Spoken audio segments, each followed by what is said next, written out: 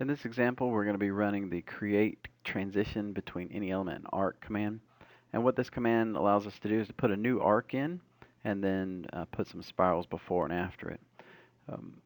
What it also allows us on this head transition type is to put a double spiral in. So in this case, I can put a radius to the right with a reverse spiral back to an existing radius, and that's what we're going to do in this example.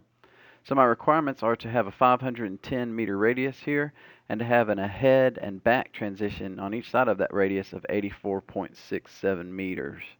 And then after that trailing transition of 84.67 meters, I want a small tangent and to a 40 meter spiral into this arc here. So to set that up in the dialog, I've already put in the 510 meter radius, and then I've put in my back transition of 84.67. The one trick on this dialog is the trailing spiral for this new radius that we're going to be put in. When we have double spiral selected here, I need to put the length all the way down at the bottom for this length down here. So I'm going to type in 84.67.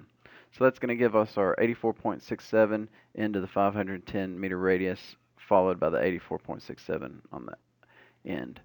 So after that transition there, I want to put a small tangent length of 15 meters, and then my last spiral going into the existing arc is going to be a 40 meter spiral. After I have those filled out there, it prompts me to identify the back element and accept the offset and the head element and offset.